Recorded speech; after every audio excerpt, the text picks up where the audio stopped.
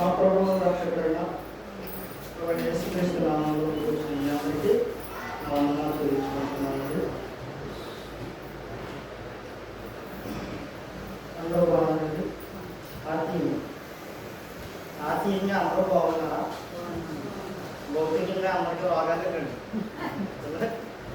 ఆత్మీయంగా బాగున్నారా? ఎంత బాగున్నారండి మనం చూసుకున్నాం. దేవుడు మాకు ఇచ్చినటువంటి అమూల్యమైనటువంటి సమయాన్ని సద్వినియోగం చేసుకుందాం. ప్రార్థన చేసుకుందాం. మహాపరిశుద్ధుడా, మహాబలుడా, మహోన్నతుడా, సర్వాధికారి, సర్వసృష్టికర్త మహానగరుడి, మీ పరిశుద్ధమైన మీ శ్రేష్టమైనటువంటి అమూల్యమైన నామానికి మీకు స్తుతులు స్తోత్రాలు చెల్లించుకుంటున్నాం తండ్రి.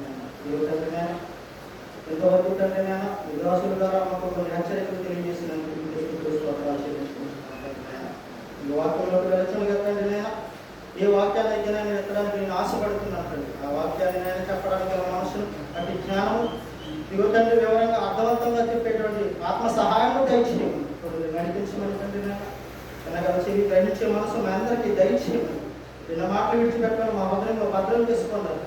ఆత్మ సహాయంతో యొక్క వాక్యాన్ని వినడానికి చూపించమని బలపరచమని తోడుని నడిపించమని ఇంకా ఎందరైతే నాయన ఈ యొక్క కూడికి రాని వారిగా ఉన్నారు వారందరూ హృదయాల్లో ప్రేరేపించండి. మీ ఆత్మ సహాయం ద్వారా వాళ్ళు బలపరచమని ముందుకు నడిపించుకొని పెట్టుకోవచ్చు. ప్రభుత్వాన్ని పెట్టుకోవాలి మా ప్రభు మార్చలేదు. ప్రభు యేసుక్రీస్తున్నాము ప్రార్థన సమర్పిస్తున్నాము కాబట్టి మరొకసారి కూడా ప్రభు యేసుక్రీస్తున్నాములో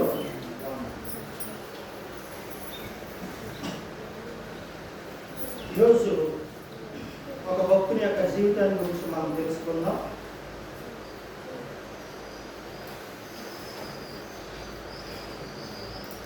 తెలుసుకునే ముందు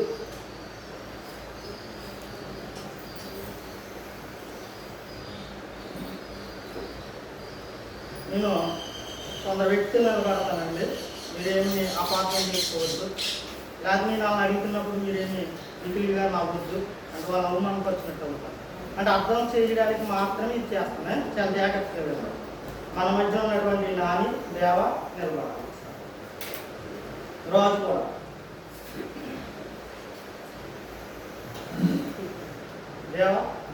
దేవుడు నీకు కనబడి నీకేం వరం కావాలంటే నువ్వేమడుగుతావు? దేవుడు నీకు కనబడంటే డైరెక్ట్ ఎవరికి కనబడ్డండి? స్వప్నం మందు దర్శనం మందు కనబడతాడు. దేవుడు నీ కళ్ళలో కనబడి దేవుడు నిన్ను ఇప్పుడున్న స్థితిలో నువ్వు నాకు ఇష్టమైన కుమారుడిగా ఉన్నావు, నిన్ను ప్రేమిస్తున్నాను, నీకేం కావాలి దేవా, నీ జీవితం నాకు నచ్చింది అని అడిగితే నువ్వేం సమాధానం చెప్తే ఏం కోరుకుంటావు? పెద్ద కష్టమైన ప్రశ్న ఏం కాదు. దేవుడు నీకు కనబడి నిన్ను ఏ వరం కావాలో అని అడిగితే నువ్వేం కోరుకుంటావు? అర్థమైంది కదండి నా ప్రశ్న అందరికీ. మీ అందరూ కూడా ఆలోచించుకోండి. దేవుడు మీకు కనబడి దర్శనం ద్వారా డైరెక్ట్గా కాదు, మాకు అపార్థం చేసుకోవద్దు వాక్యాన్ని. దేవుడు ఎవరికి కనబడని మీరే చెప్పారు, మళ్ళా దేవుడు కనబడి అంటున్నారు ఏంటి అనుకోకనే. స్వప్నం ద్వారా అన్నమాట కనబడి దేవుడు మిమ్మల్ని అడిగితే ఎవరికి అలా ప్రశ్నించుకోండి. నేను ఇప్పుడు ఏం అడుగుతాను, మన హృదయంలో ఏముంది? ఓకే సరే చెప్పాము దేవా, భయపడవద్దు, నీకు ఏది అనిపిస్తే అది చెప్పు. ఇక్కడ నిన్ను ఎవరు తిట్టేవాళ్ళు కానీ కొట్టేవాళ్ళు కానీ ఎలా ఎందుకు చెప్పేవాళ్ళు అడిగేవాళ్ళు కానీ లేదు. నిన్నెవరో ఏమన్నా పర్వాలేదు చెప్పు, ఏదో చెప్పు. నువ్వేం అవ్వాలనుకుంటున్నప్పుడు నేను అదన్నా నీకు తెలుసు కదా. అసలు ఏ గురి లేదా నీకు? ఏది అవ్వాలనుకోవట్లేదా? సరే ఏం చేద్దాం అనుకుంటున్నావు? నీ మనసులో ఏముంది? చదువుకి ఏం చేద్దాం అనుకుంటున్నావు? లేదా చదువు మానేసి బిజినెస్ చేద్దాం అనుకుంటున్నావా? లేకపోతే ఏం చేయాలనుకుంటున్నావు? నీకు ఆల్రెడీ నువ్వేం అవ్వాలో అని ఆలోచన వివేచన అనేది నీకు వచ్చేసింది. సరేనా అని చెప్పమ్మా. పర్వాలేదు, సిగ్గుపడతారు ఎందుకండి? నాకు అర్థం కాదు. అమ్మ స్కూల్లో మీ టీచర్స్ అడిగారు ఎప్పుడైనా? అడిగారా లేదా? మమ్మల్ని అడిగారమ్మా దీప్తి, అమ్మ మీరేం అవ్వాలనుకుంటున్నారు ఫ్యూచర్లో అని అడిగారా? చెప్పారు అప్పుడు? చెప్పారు కదా. మరి ఇప్పుడేంటండి దేవుడి బలిలోకి వచ్చి అడిగితే చెప్పడానికి సిగ్గుపడతారో? చెప్పమ్మా, చెప్పండి. సమయం వృధా అయిపోతుంది అనవసరంగా. అయితే దేవుడు వచ్చి అడిగితే కనుక రాజు నువ్వు చెప్తావా? నువ్వు కూడా చెప్పవా? వాళ్ళ దగ్గర చెప్తాం కదా మనం. నేను ఇది చేయాలనుకుంటున్నాను, నేను అది చేయాలనుకుంటున్నాను, నేను ఇది అవుదాం అనుకుంటున్నాను, అది అవుదాం అనుకుంటున్నాను. ప్రజ్ఞ నువ్వేమవుతావమ్మా చెప్పు. చెప్పలే నువ్వేమవ్వాలనుకుంటున్నావు? నిలబడి స్టాండప్. దేవా నువ్వు ఏమవ్వాలనుకుంటున్నావు? దేవా మనసు సుశాంత్ చెప్పు.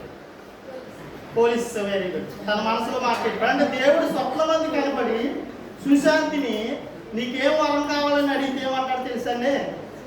దేవా నేను పోలీస్ అవ్వాలనుకున్నాను. తను చెప్పిన మాట నేను కచ్చమా? తనే అన్నాడు కదా పోలీస్ అవ్వాలని అనుకున్నాను అని అడిగాడు. అవునా కదా? తన మనసులో అదే ఉంది కాబట్టి. ఓకే, మానవుని కూడా అడిగితే, నాని అడిగితే ఒక మెకానికల్ ఇంజనీరింగ్ అది ఏదో అవ్వాలని తను చదువుకున్నాడు కాబట్టి నేను మరలా దాని గురించి చెప్తున్నాను. అంటే తన ఆలోచన ఏంటో నాకు తెలియదు, మామూలుగా చెప్తున్నాను అనమాట. దేవ ఉన్నాడు అనుకోండి, దేవ కూడా ఏం చెప్తాడు? తన ఆలోచన బట్టి, లేకపోతే సీనియర్ బిజినెస్ చూస్తున్నాడు కాబట్టి తను ఏదో బిజినెస్ చేయాలనుకునో, లేకపోతే బాగా చదువుకుని ఏదైనా ఉన్నత స్థాయికి వెళ్ళాలను, లేకపోతే తల్లిదండ్రులు బాగా చూసుకోవాలను, అవునా కదా? లేకపోతే ఇల్లు లేకపోతే నేను ఇల్లు కట్టుకోవాలను, ఏదో ఒక ఆలోచన ఉంటుంది మనిషి. రాజు కూడా లైటింగ్ పెట్టాలని, సౌండ్ బాక్సులు కొనాలని తన ఆలోచన. అంటే దేవ నాకు 10 లక్షలు ఇస్తే శుభ్రంగా లైటింగ్ కొనికి నేను లైటింగ్ నడుపుకోవాలని ఉందని దేవుడినే. అంటే అదే చెప్పాను మీకు, ఎవరిని నవ్వద్దని చెప్పాను. మనకు లేవండి ఆలోచనలు, మనకు కూడా ఉన్నాయి. వాళ్ళు యవనస్తులు కాబట్టి వాళ్ళని నిలబెట్టి అడిగింది. మిమ్మల్ని నిలబెట్టి అడిగితే మమ్మల్ని అడుగుతున్నారు ఏంటి అంటారని. అంటే అర్థమవుతుందా? సరే కూర్చోండి. నేను ఒక విషయాన్ని తెలియజేస్తాను, చాలా జాగ్రత్తగా వినండి. ఈ బైబిల్ గ్రంథం ఎవరికి ఇవ్వబడింది? ఎవరికి ఇవ్వబడింది? ఇందులో మాటలు ఎవరికి ఇవ్వబడ్డాయి? ఇందులో ఎవరైనా వాక్యం చెప్తుంటే ఎవరికి చెప్తున్నారు? ఎవరి ద్వారా చెప్పిస్తున్నారు? పరిశుద్ధాత్మ ప్రేరణ ద్వారా దేవుడు చెప్తున్నారు. చాలా జాగ్రత్తగా ఆలోచించండి. నేను ఏదైనా వాక్యం చెప్పాను అనుకోండి, నన్ను గురించి చెప్తున్నారని అనుకోద్దు, మన అందరి గురించి చెప్తున్నాను, నా గురించి కూడా చెప్తున్నాను. నేను కాదు చెప్తుంటా, దేవుడు చెప్తున్నాడు. ఈ మాట మర్చిపోకూడదు, చాలా జాగ్రత్తగా ఆలోచించాలి. నేను చాలా రోజులు అయింది కదా ఇక్కడికి వచ్చి మైకి పట్టుకుని వాక్య పరిచయం చేసి. ఏమండి, కొంత ఎడబాటు అనేది హృదయంలో దేవుడు ఎందుకో నన్ను ఆపేసాడు అంతే. ఏమండి, ఆపేసినప్పుడు నేను లోకంలో తిరగడం కన్నా దేవుని పనిలో ఉండడమే బెటర్ అనేసి ఆ సమయాన్ని సద్వినియోగం చేసుకోవాలని ఏదో బైబిల్ పరీక్ష అనే ఈ యొక్క క్విజ్ కోసం తిరగడం అనేది నేను చేయడం జరిగింది. అలాగని ఎక్కడ ఆరాధన మారలేదు. మళ్ళా ఎక్కడ ఆరాధన జరిగితే అక్కడికి వెళ్ళి ఆరాధన చేశాను. నేను వెళ్ళే సందర్భంలో ఎక్కడ వాక్య పరిచర్య పడుతుందో అక్కడ నిలబడిపోయేవాడు తిరుగుతూనే. కానీ ఎందుకు చెప్తాను, చాలా జాగ్రత్తగా ఆలోచించుకోవాలి. ఇలాగే మనలో మనిషికి, ప్రతి మనిషికి కూడా దేవుడికి కనబడి ఏం కావాలని వరం అడిగితే ఈ లోక సంబంధమైనటువంటి ఏదో ఒకటి అడిగితాం. కానీ బైబిల్ గ్రంథంలో ఒక భక్తుడి దగ్గరికి వెళ్తే దేవుడు స్వప్నమందు కనబడి, అక్కడికి వెళ్దాం చూడండి, నా మాటలొద్దు. రాజుల గ్రంథము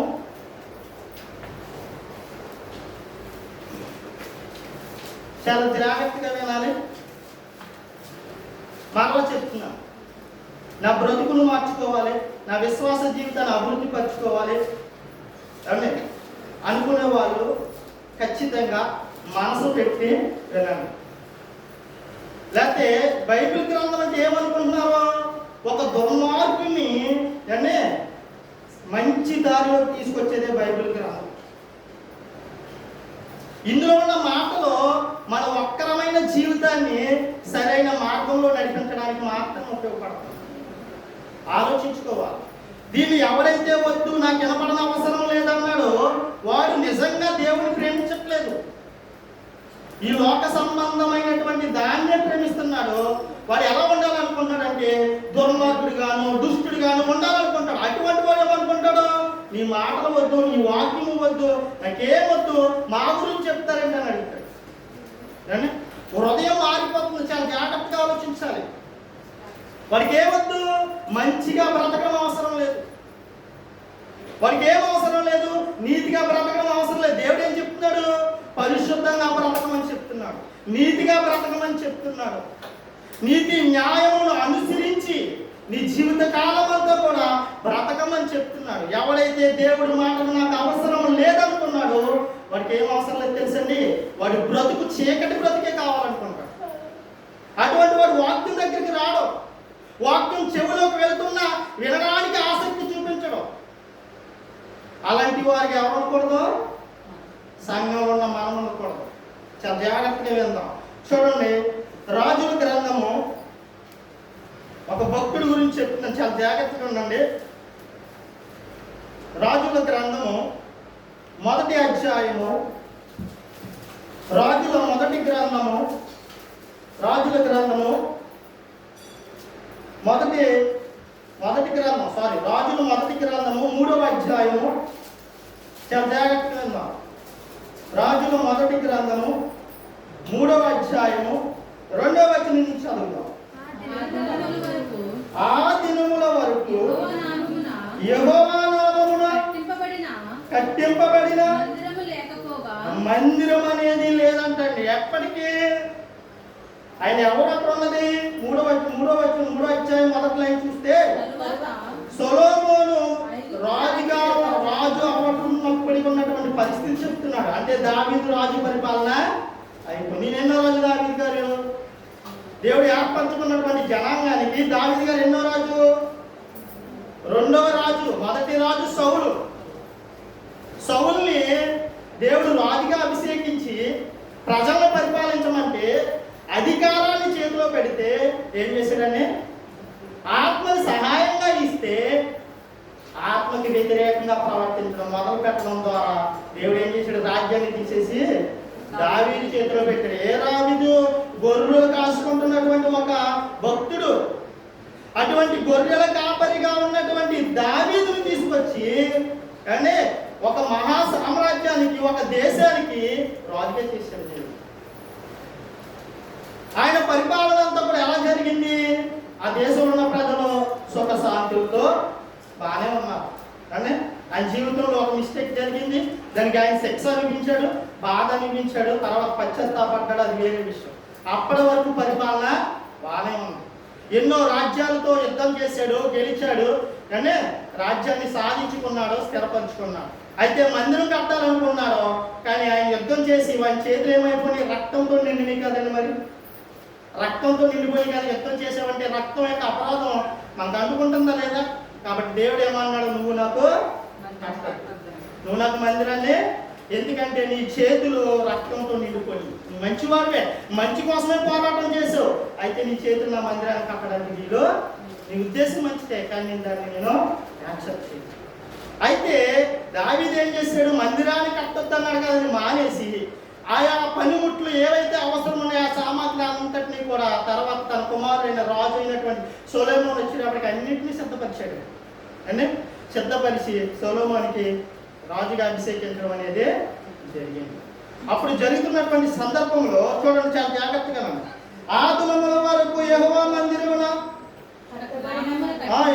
నామమున కట్టబడిన మందిరము లేకపోగా ఎన్ని దినాలు? ఇది ఎప్పటి కాలం? ఇది ఇంచుమించు 3000 సంవత్సరాలు. కానీ ఎప్పటి వరకు మందిరం లేదంట? అప్పటి వరకు ఏమున్నాయి? బలిపీఠాలు, అంటే డేరాలు ఇలాగే ఉన్నాయి. కానీ ఒక మందిరం అంటూ దేవునికి లేదు. అయినా దేవుడు మందిరాన్ని కోరుకోలేదు, కానీ కట్టాలని ఉద్దేశం వీళ్ళకు ఉంది. ఎక్కడికో వెళ్ళి లేకపోతే ఏదో బలిపీఠం మీద అర్పణ అర్పించి ఇవన్నీ కాకుండా ఒక మందిరాన్ని కట్టాలి, అక్కడికి వచ్చి ప్రజలందరూ దేవుణ్ణి ఆరాధించాలనే ఉద్దేశం దావీదుకి వచ్చింది హృదయంలో. ఆ ఉద్దేశాన్ని దేవుడు సొలొమోను చేత నెరవేర్చుకుంటున్నాడు. అలా నెరవేర్చుకుంటున్న సమయంలో అంటున్నాడు, ఇక్కడ చూడండి, ఆ దినముల వరకు యెహోవా నామమున కట్టింపబడిన మందిరము లేకపోగా జనులు ఉన్నత స్థలముల యందు మాత్రము బలులు అర్పించుచూ వచ్చిరి. తన తండ్రి అయిన దావీదు నియమించిన కట్టడను అనుసరించుచు సొలొమోను యెహోవా యందు ప్రేమించెను గాని ఏమించాడంట? దేవుని యందు ప్రేమించాడంట సొలొమోను. సరే జాగ్రత్తగా ఉండండి. ప్రేమించను గాని ఉన్నత స్థలముల యందు అతడు బలులను మాత్రం అర్పించుతూ ధూపం వేయించుకుంటేను. గిబియోను ముఖ్యమైన ఉన్నత స్థలం అయి ఉండేను. ముఖ్యమైనటువంటి ఉన్నత స్థలం ఏంటంటే దేవుడిని ఆరాధించే స్థలం ఎక్కడ ఉందంటే గిబియోనులో ఉందంటాడు. చాలా జాగ్రత్తగా వినండి. కానీ నేను కనుక బలులను అర్పించుటకై రాజు అక్కడికి పోయి ఆ బలిపీఠం మీద 1000 దహన బలులను అర్పించెను. గిబియోనులో యెహోవా రాత్రి వేళ స్వప్నమందు సొలొమోనుకు ప్రత్యక్షమే. ఇదే చెప్పేది. స్వప్నమందు దేవుడు సొలొమోనుకు ప్రత్యక్షమై ఏమని అడుగుతున్నారు? చాలా అందరికీ తెలిసే విషయం, కొత్తదేం కాదు. ఎందుకు చెప్తున్నానని అర్థం చేసుకోండి. చూడండి, స్వప్నమందు కనిపించి నేను నీకు దేనినిచ్చుటకు నీకు ఇష్టమో దానిని అడుగుమని దేవుడు అతనితో సెలవీయగా సొలొమోను ఇలాగూ మనవి చేసిను. సొలొమోను అంటున్నాడంట, దేవుడు వచ్చాడు స్వప్నంలోకి, నేను నీకు ఏమి ఇవ్వాలని నువ్వు ఆశపడుతున్నా, నీకేం కావాలి అడుగని అడిగినప్పుడు ఆయన ఏమడిగాడో చాలా జాగ్రత్తగా. మనమైతే ఈ లోక సంబంధంగా ఏదేదో అడుగుతూ ఉంటాం. ఆయనకి ఏం అవసరం? ఆల్రెడీ రాజ్యం ఆయన చేతిలో ఉంది. ఒక దేశమే, ఒక రాజ్యమే ఆయన చేతిలో ఉంది. తండ్రి అనేకమైనటువంటి ఆస్తులు, అంతస్తులు, మేడలు, మిద్దులు కట్టించేసాడు. ఆయనకి ఉండడానికి లోటు లేదు, తినడానికి ఏమీ లేదు, పరిపాలించడానికి రాజ్యం ఉంది, అన్నిటినీ ఉన్నాయి. కానీ ఒకటి పొదుపుగా ఉన్నాను. చూడండి, అదే చెప్తున్నాను. ఎక్కడ ఏమంటున్నాడు చూడండి. నేను నీకు దేనిని ఇచ్చుట నీకు ఇష్టమో దాన్ని అడుగుమని దేవుడు అతనితో సెలవియ్యగా సొలొమోను ఎలాగూ మనవి చేసెను. సొలొమోను అప్పుడు అంటున్నాడంట, నీ దాసుడును నా తండ్రినైన దావీదు. దాసుడు అంటండి. ఒక దేశానికి రాజు దేవుని ఎదుట ఎవడు? దాసుడే. కానీ ఈరోజు దేశాధికారులు ఎలా ఉన్నారు? దేవుని ఎదుట దాసులుగా లేరు. పైత్యం బాగా పెరిగిపోతుంది అధికారం చేతిలోకి వచ్చి ప్రతి ఓడికి. వీధి నెంబర్ దగ్గర నుండి కానీ దేశాన్ని పరిపాలించే ప్రధానమంత్రి వరకు కూడా అధికారం రాకముందులాగా వచ్చిన తర్వాత ఒకలాగా ఉంటున్నారు. కానీ దావీదు ఎలా ఉన్నాడు? దేవుని ఎదుట ఎల్లప్పుడూ దాసుడిగానే ఉన్నాడు. దేవునికి భయపడుతూ బ్రతికాడు. దేవుని ప్రేమించేవాడిగా ఉన్నాడు. అందుకే దేవుడు ఏం సర్టిఫికెట్ ఇచ్చాడో తెలుసండి, నా స్నేహితుడు. ఫ్రెండ్గా పిలుచుకున్నాడండి దావీదుని. నా ప్రియమైన స్నేహితుడు ఎవడు? నా ఇష్టానుసారుడైన మనుషుడు దావీదు, నా హృదయానుసారుడైన మనుషుడు దావీదు అని పిలుచుకుంటున్నాడు. అటువంటి సర్టిఫికెట్ మన జీవితంలో ఉంటుందంటారా? కష్టం. ఉండదు. ఎందుకంటే హృదయంలో దేవునికి స్థానం ఆ హృదయాల్లో లేదు. అటువంటి రాజు, దేశాన్ని పరిపాలిస్తున్న రాజు అంతా ఉన్నప్పటికీ కూడా ఎక్కడా వెళ్ళవేయలేదండి. దాసుడిగా ఉన్నాడు. అదే కుమారుడు కూడా ఏమన్నాడు? నీ దాసుడు నా తండ్రి అయిన దావీదు. ఎలా సంబోధిస్తున్నాడో చూసారండి. చూడండి తర్వాత ఏమన్నాడు? దావీదు నీ దృష్టికి అనుకూలముగా సత్యమును నీతిని అనుసరించి యథార్థమైన మనసు గలవాడై ప్రవర్తించను కనుక నీవు అతని ఎడల పరిపూర్ణ కటాక్షం అగుపరిచి ఈ దినమున నన్నున్నట్లుగా అతని సింహాసనం మీద అతని కూర్చుండబెట్టి అతని యందు మహాకృప చూపించి ఉన్నావు. అతని ఎడల నువ్వే చూపించావు? కృపను చూపించే. చాలా విలువైనది. మహాకృపను చూపించావు. ఈరోజు ఎంతమంది దేవుని యొక్క కృపను పొందుకోవడానికి అర్హులుగా ఉన్నారో ఆలోచించుకోవాలి. కానీ దేవుడు నీ ఎడల కృప చూపించడానికి ఎల్లప్పుడూ కూడా ఆయన చేతులు నీ వైపు సాచుతూనే ఉన్నాడు. కానీ నువ్వు మాత్రం ఆయన చెంతకు చేరడానికి నీకు ఇష్టం ఉన్నట్లేదు. చూడమన్నాడు, మహాకృపను చూపి ఉన్నావు నా దేవా యెహోవా, నీవు నా తండ్రి అయిన దావీదుకు బదులుగా నీ దాసుడునైన నన్ను రాజుగా నియమించి. మరలా ఏమన్నాడు? నీ దాసుడునైన నేను, నీ బానిసైనటువంటి నేను, నన్ను నువ్వేం చేసావు? మరలా రాజుగా చేసావు. దేవుని ఎదుటి ఎవడైనా ఏమవ్వలే? బానిసే, దాసుడే, పనివాడే. దేవుడు నీకు ఇచ్చాడు అంతే, పరిపాలించమని, సేవ చేయమని నీకు అధికారాన్ని ఇచ్చాడు. వాడు ఎవడైనా కానివ్వండి. దేవుని నియమానికి వ్యతిరేకంగా ఎవడైనా సరే వ్యతిరేకమైన పరిపాలన చేశాడంటే ఎవరినైనా సరే దేవుడు విడిచిపెట్టాడు. దేవుని కోపం ఎక్కడి నుంచి వస్తుంది? పరలోకము నుండి వస్తుంది. ఆయన దగ్గర నుంచి వచ్చిందనుకో నీకేముంటుంది? మనశ్శాంతి ఏముండదు నీ బ్రతుకులే. చాలా జాగ్రత్తగా ఆలోచించండి. ఇక్కడ ఏమంటున్నాడో చూడండి. రాజుగా నియమించి ఉన్నావు, అయితే నేను బాలుడను. ఎప్పుడు వచ్చాడు? ఎప్పుడు రాజు అయిపోడంట? ఇంచుమించుగా దేవ వయసు ఉన్నప్పుడు రాజు అయిపోడంట. ఆ వయసులో ఉన్నప్పుడు మంచి చెడ్డలు కానీ వివేచన కానీ ఏమైనా ఉంటుందా? కానీ ఒక అనుభవం కానీ ఏమీ ఉండదు. అయితే రాజు ఏం కోరుకున్నాడో చూడండి చాలా జాగ్రత్తగా. నేను బాలుడను, కార్యములు జరుపుటకు నాకున్న ఇప్పుడున్నటువంటి బుద్ధి, నాకు బుద్ధి సరిపోదు. ఏమన్నాడో చూడండి. బాలుడను, ఈ రాజ్యంలో కార్యాలు జరిపించడానికి నాకేం సరిపోదు? ఇప్పుడున్నటువంటి బుద్ధి, నాకున్న వివేచన బుద్ధి నాకు సరిపోదు. నాకు మంచి చెడులను గ్రహించే వివేచన బుద్ధి, జ్ఞానం నాకు లేదు. కాబట్టి నాకేం అవసరం ప్రభువా? చూడండి ఏమడుగుతున్నాడో చూడండి. ఏమడిగాడైనా? నీ దాసుడునైన నేను నీవు కోరుకొనిన జనుల మధ్య ఉన్నాను. నువ్వే జనాంగానైతే కోరుకున్నావో ఆ చూడండి తర్వాత ఏమన్నారు, వారి విస్తరించి ఉన్నందున వారిని లెక్క పెట్టుటయు వారి విశాల దేశమును తనకి చేయుటయు అసాధ్యము. ఇంత గొప్పదైన నీ జనములకు న్యాయము తీర్చగలవాడు ఎవడు? న్యాయం తీర్చడం అంటే మాటల ఎవడు? కాబట్టి నేను మంచి చెడ్డలను వివేచించి నీ జనులకు న్యాయము తీర్చున్నట్లు నీ దాసుడునైన నాకు వివేకము గల హృదయమును దయచేమో. ఏమడిగాడండి? స్వప్నం అంది దేవుడు కనబడితే, ఈ రాజ్యాన్ని పరిపాలించడానికి నాకు ఈ బుద్ధి సరిపోదు, ఈ వివేచన సరిపోదు, ఈ జ్ఞానం సరిపోదు. కాబట్టి నువ్వేమివ్వాలి? ఈ రాజ్య ప్రజలు నేను పరిపాలించాలంటే, నీతి న్యాయముల యందు వారిని పరిపాలించగలగాలంటే, నీతి మాత్రమే ఈ దేశంలో ఉండాలంటే, న్యాయం మాత్రమే అమలు కావాలంటే, కాబట్టి నేనేం చేయాలి? ఇప్పుడు నాకు ఉన్న బుద్ధి సరిపోదు. కాబట్టి మంచి చెడులను వివేచించేటువంటి హృదయమును ఇమ్మంటున్నాడండి. చూడండి ఏమన్నాడు, చదవండి మళ్ళా. నాకు వివేకము గల హృదయము దయచేయి. నేను మంచి చెడును వివేచించి నీ జ్ఞానులకు న్యాయము తీర్చినట్లు నీ దాసుడునైన నాకు వివేకము గల హృదయము దయచేయము. సొలొమోను చేసిన ఈ మనవి ప్రభువునకు అనుకూలమాయను కనుక. ఈ మనం ఎలా ఉందంటే దేవుడికి ఇష్టంగా ఉంది, అనుకూలంగా ఉంది. ఇప్పుడు అడుగుతున్నాను మిమ్మల్ని ఇందులోంచి ఒక ప్రశ్న. నేను అడగాలని ముందేం ప్రిపేర్ అవ్వలేదండి, అందుకే దేవుని సహాయం అడిగాను. ఈ సందర్భాన్ని బట్టి అడుగుతున్నాను, దేవుడు నిన్ను ఈ గ్రామంలో పుట్టించి వారిని ఆయన తట్టు తిప్పడానికి నిన్ను ఈ గ్రామంలో పుట్టిస్తే నువ్వు దేవుణ్ణి ఏం అడుగుతున్నావు? ఈ గ్రామానికి నువ్వు ఎలా సహాయపడాలనుకున్నావు? ఈ గ్రామం యొక్క రుణాన్ని నువ్వు ఎలా తీర్చాలనుకుంటున్నావు? దేవుని అడిగావా ఏ రోజైనా? ప్రభువా, నన్ను ఈ గ్రామంలో పుట్టించో, నన్ను ఈ రాష్ట్రంలో పుట్టించో, ఈ దేశంలో పుట్టించో, ఈ దేశం యొక్క రుణాన్ని నేను ఎలా తీర్చుకోవాలి, ఈ రాష్ట్రం యొక్క రుణాన్ని నేను ఎలా తీసుకోవాలి, ఈ యొక్క గ్రామం యొక్క రుణాన్ని నేను ఎలా తీర్చుకోవాలని ఏ రోజైనా అడిగామండి? నీ అందు భయభక్తులు గలవారిగా నేను మనుషులను మార్చడానికి కావలసిన జ్ఞానం నాకు ఇమ్మని అడిగావా నువ్వు?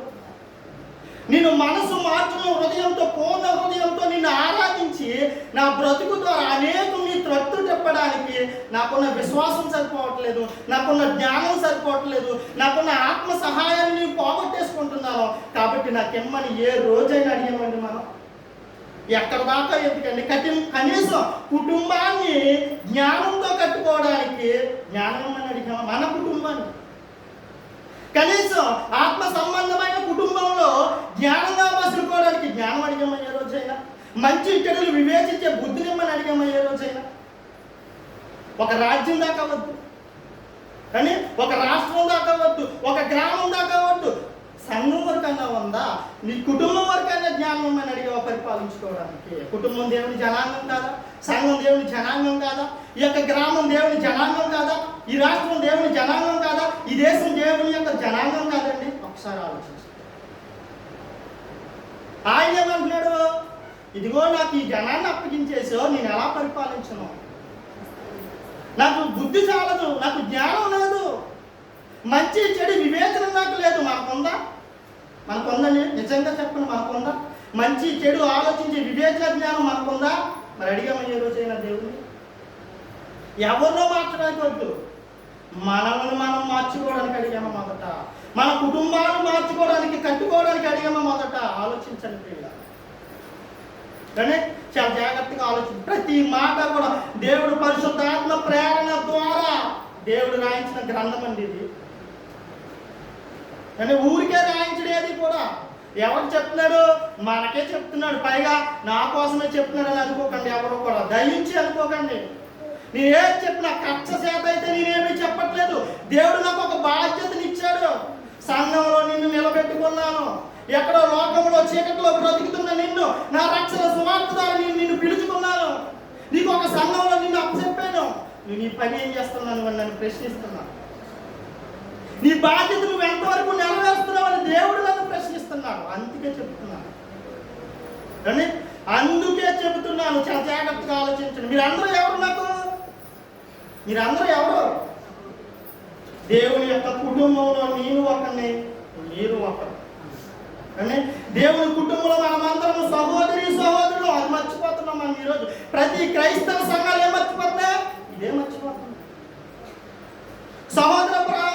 సహోదరి యొక్క తత్వం లేదు ఇవాళ సంఘంలో చూస్తే కనుక, సహోదర ప్రేమ లేదు ఈరోజు సంఘాల్లో చూస్తే కనుక.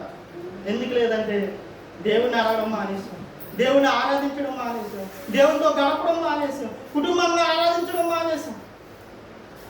నిన్న చెప్పాను ఒక మంచి మెసేజ్ అంటే కుటుంబంగా దేవుని ఎలా కట్టుకుంటున్నాం, కుటుంబంగా దేవుని ఎలా ఆరాధిస్తున్నాం, సంఘం పట్ల నీ బాధ్యత ఎలా ఆరాధిస్తున్నాం. మరి ఎంతమందికి అర్థమైందో నాకు తెలియదు, కానీ చాలా జాగ్రత్తగా ఆలోచించాను. చూడండి, ఇక్కడ ఏమన్నాడు రాజు, నీవు నాకు అప్పగించిన ప్రజలను పరిపాలించడానికి నువ్వు నన్ను ఎక్కడ పుట్టించావు, దావిని గర్భంలో నన్ను ఈ భూమి మీదకి తీసుకొచ్చావు. అయితే ఈ ప్రజలు పాలించడానికి నాకు మంచి చెడులు వివేచించే జ్ఞానం, నీతి న్యాయాలను అనుసరించి తీర్పు తీర్చే జ్ఞానం నాకు దయచే, అటువంటి హృదయాన్ని, అటువంటి బుద్ధిని అని అడుగుతున్నాడు. అయితే దేవుడు అన్నాడు, నువ్వు అడిగినది నా హృదయానికి అనుకూలంగా ఉంది. కాబట్టి ఏం చేస్తున్నాడంట చూడండి, దేవుడు అతనికి ఎలాగో సెలవిచ్చాను, దీర్ఘాయువునైనను ఐశ్వర్యమైన ఆయుష్ను అడగలేదంటండి. ఆయుష్ను అడగలా, నేను ఇంకా ఎక్కువ కాలం బ్రతకాలి, నా మనవలకు పెళ్లి చేయాలి, నా మనవలకు పెళ్లి చేయాలి, ఆయన ఆయుష్ అడగలేదు. దీర్ఘాయువునైనను ధనమునైనను ఐశ్వర్యమునైనను నీ శత్రువులకు ప్రాణమునైనను అడుగాక, శత్రువుల యొక్క ప్రాణాలు కూడా అడగలేదంటండి. చూడండి, మనం ఏం అడుగుతున్నాం దేవుణ్ణి, ప్రార్థన అవసరతలో ఏమడుగుతున్నాం దేవుణ్ణి. చూడండి, ఇంకా ఏమంటున్నాడు చూడండి, న్యాయములను గ్రహించుటకు వివేకము అనుగ్రహించమని నీవు అడిగితివి. న్యాయాన్ని గ్రహించడానికి వివేకాన్ని అడిగా నువ్వు, నా మనసుకు నచ్చావు నువ్వు. కాబట్టి ఏం చేశాడంట దేవుడు, ఇచ్చేసాడు. ఆయన అడిగింది ఇచ్చాడు, అడగనిది కూడా ఇచ్చాడు. ఏమిచ్చాడు? ఐశ్వర్యాన్ని ఇచ్చాడు. అప్పటి వరకు రాజుల్లో కానీ ఏ దేశంలో కానీ లేనటువంటి సంపదను ఇచ్చాడు రాజుకి. అని రాజుకి సంపదను ఇచ్చాడు. తర్వాత చూడండి, మరియు నీవు ఐశ్వర్యమును ఘనతను ఇమ్మని అడగకపోయాను, నేను వాటిని కూడా నీకు ఇచ్చుతున్నాను. అందువలన నీ దినములన్నిటిను రాజుల్లో నీవు అంటూ వాడు ఒక్కడైనను ఉన్నాడు. మరియు నీ తండ్రి అయిన దావీదు నా మార్గంలో నడిచి నా కట్టడలను నేను నియమించిన ధర్మమంతటిని గైకొన్నట్లు నీవు నడిచి వాటిని గైకొని ఎడలా నిన్ను దీర్ఘాయుష్మాన్నిగా చేసేది నేను. అంతలో సొలొమోను మేల్కొన్నాడు. అయితే ఇక్కడ వరకు అర్థమైంది కదండి. స్వప్నంలో దేవుడు కనిపించాడు. దేవుడు కనబడ్డప్పుడు దేవుని ఏమడిగాడు, నువ్వు నాకు రాజ్యాన్ని అప్పగించావు, ఆ రాజ్యాన్ని పరిపాలించి నాకు జ్ఞానం దయచేయి, మంచి వివేచన దయచేయి, మంచి బుద్ధిని దయచేయి అని అడగడం అనేది మనం ఇక్కడ చూసాం. ఆయనకున్న జ్ఞానం మామూలు జ్ఞానం కాదండి. యేసుక్రీస్తే ఈ లోకానికి వచ్చి సొలొమోను కంటే గొప్పవాడు ఇక్కడ ఉన్నాడంటే అప్పటి వరకు సొలొమోను కన్నా గొప్పవాడు ఎవరు కూడా లేడు. అది మనం అర్థం చేసుకోవాలి. అప్పుడు యేసుక్రీస్తు ప్రభువారు భూమి మీద పుట్టే నాటికి సొలొమోను కంటే జ్ఞానవంతుడు ఎవరో కూడా ఈ భూమి మీద లేడంట. సొలొమోను కన్నా ఐశ్వర్యవంతుడు ఈ భూమి మీద ఎవరో లేడంట. ఇప్పుడు ఉన్నటువంటి అంబానీలు, రిలయన్స్ వీళ్ళందరూ ఎవరండి ఆలోచించండి. వాళ్ళందరూ ఏ మూలకు పనిచేస్తారు ఆయన యొక్క ఆస్తితో పోల్చుకుంటే? చూడండి, కానీ ఆయన యొక్క బల్ల యొక్క అనేక మంది పనివారు భోజనాలు చేస్తుంటే ఈ లోకంలో గొప్పవాడు ఉన్నాడు చూసారండి. కొన్ని వందల మందికి, వేల మందికి భోజనాలు పెట్టాడు అనుకోండి, అది బాబు ఎక్కడ చూసినా టెంట్లో జనాలు భోజనాలు అనుకుంటాం మనం. కానీ ఆయన రాజ్యంలో ప్రతి దినము తన పనివారితో సహా ప్రతి దినము భోజనాలు జరుగుతూనే ఉండి అంట. భోజనాలకు ఏమేమి వాడేవారు? 100 గొర్రెలు వాడేవారంట, 100 మేకలు వాడేవారంట, ఎద్దులు వాడేవారంట. అంటే చూడండి, ఆయన యొక్క భోజన పంక్తిలో ఉన్నప్పుడు ఆయన యొక్క తీరు చూడండి. అంటే ఆయనకి ఎంత ఘనతనిచ్చాడు, ఎంత ఆస్తినిచ్చాడు, ఎంత ఐశ్వర్యాన్ని ఇచ్చాడు, దానితో పాటు ఎంత జ్ఞానాన్ని ఇచ్చాడు. ఇక్కడ వరకు బాగా ఉంది. చదువుదాం చూడండి.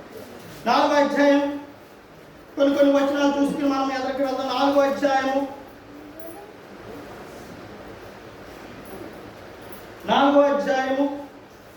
29 నుంచి చదువుదాం అనుకోని వచ్చిన దేవుడు జ్ఞానమును బుద్ధిని వర్ణింప సాక్ష్యము కాని వివేచన గల మనస్సును సొలొమోనుకు దయచేసెను.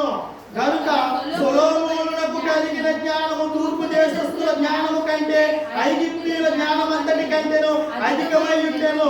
అతడు సమస్తమైన వారి కంటేను యజ్రాయుడైన యాతాను కంటేను మహోలు కుమారులైన హేమాను కల్కోలు దత్త అనువారి వారి కంటేను జ్ఞానవంతుడై ఉండెను కనుక అతని కీర్తి చుట్టూ ఉన్న జనములన్నిటిలో వ్యాపకమాయను. చుట్టూ ఉన్న దేశములన్నిటికీ వ్యాప్తమైందంట అతని యొక్క గొప్పతనం, అతని యొక్క కీర్తి.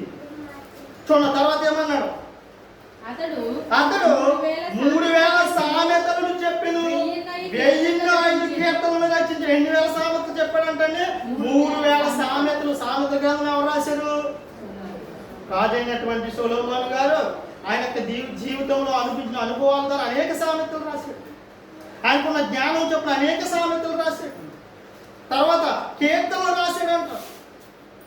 అలాగే కీర్తన గ్రంథం చూస్తే మనకేమి ఎక్కువగా కీర్తనలేమి సొలొమోను రాసిన కీర్తనలు ఏమి కనబడవు, కేవలం 2 కనబడుతున్నాయి.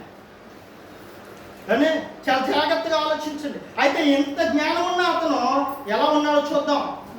మరియు లెబానోనులో ఉండు దేవదారు వృక్షమునే గాని గోడలలో నుండి మోచు హిస్సోపు మొక్కనే గాని చెట్లన్నిటిని గురించి అతడు రాసేను. చెట్ల గురించి రావాల్సిన పని ఏంటంటే అసలు రాజుకి పని ఉందంటారా? పని ఉంది. మరి రాజ్యాన్ని పరిపాలించాలి కదా, రాజ్యం యొక్క ప్రజల ఆరోగ్య క్షేమాన్ని కోరుకోవాలి కదా. ఏం చేశాడంటే ఈయన రీఛార్జ్ ఆయనకున్న జ్ఞానంతో చెట్ల మీద రీఛార్జ్ చేశాడంట, అంటే జంతువుల మీద రీఛార్జ్ చేశాడంట, మనుషుల యొక్క హృదయాన్ని రీఛార్జ్ చేశాడంట. అన్నిటినీ కూడా ఏం చేస్తున్నాడైనా పరిశోధించుకుంటూ వస్తున్నాడంట. చూడండి, అతని జ్ఞానపు మాటలు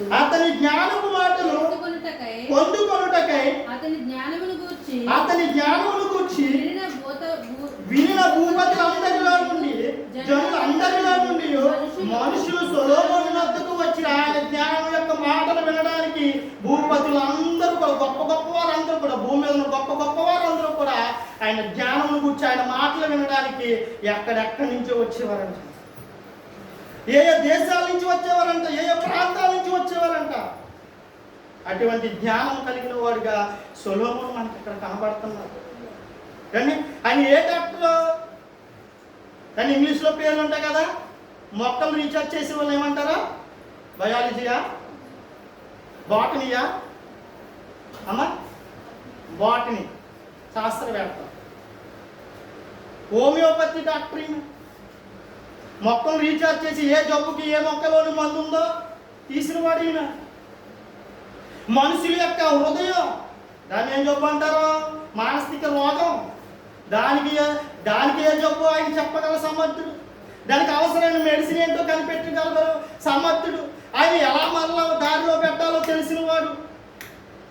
ఇంత జ్ఞానం ఉన్నవాడండి ఈయన, ఇంత వివేచన ఉన్నవాడు. దేవుడు ఏమీ తప్పు చేయలేదు, అడిగాడు కాబట్టి ఖచ్చితంగా.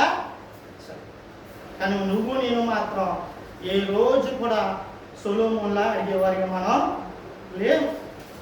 ఇంకా ఏం చెప్తున్నాడు? 6వ అధ్యాయం 6వ